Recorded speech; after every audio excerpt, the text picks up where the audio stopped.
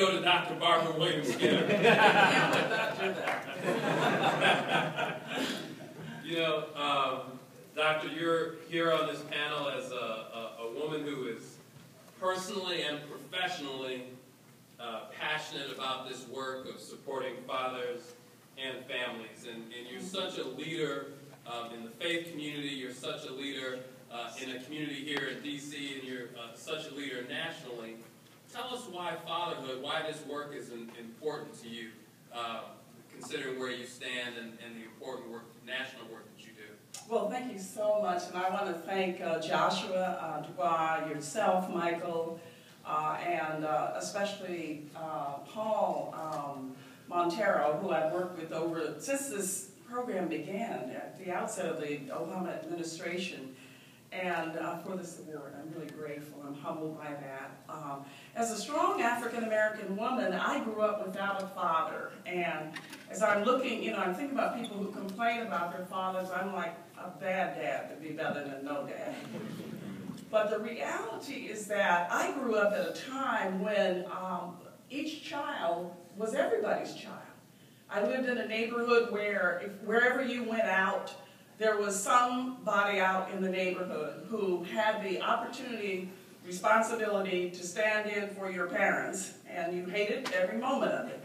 Every neighbor could chastise you, anyone on the street who was part of that community. That does not exist today.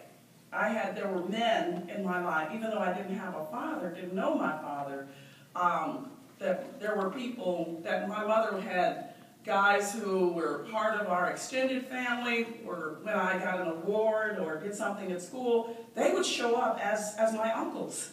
Half of them, I don't even know their last names, but they were there. And so it provided what the absence of a father would have provided. It is for a girl especially, a sense of safety, a sense of security. The first guy who tells you you're cute, it should be your father.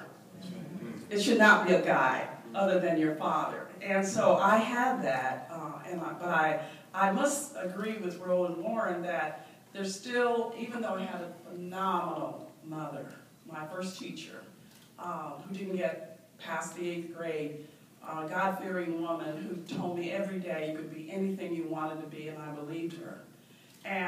But she could never be one thing, and that's a father. And so I believe that there are a couple of things that I suggest to men who say have left their wives, or they never were married. It's very important for children to know that they didn't do anything wrong, that they're not the reason why you left. Because children grow up with this feeling that they blew it. If they hadn't been bad, Dad wouldn't have left. And that I don't care how many awards you get or how far you get in school, Michael, that stays with you. Secondly, I like what the brother at the end said, that men in schools create order. Women, I applaud single-parent women all over the country, like my mother. They have made the difference. They stood in the gap. But I don't think they can ever provide the kind of authority, the kind of structure, the kind of arc of safety that men provide. And I'm saying that as a strong African-American woman, that there's a male-female balance that's missing in that child. So I'm really happy today, Michael, to be able to sort of stand in the gap. I'm like Roland Warren, I'm sort of a wounded warrior, a wounded healer, if you will. And so I have the opportunity every day to be part of a Blue High School here in Washington, D.C. Now, Blue is a school that many have written off completely. It's statistics.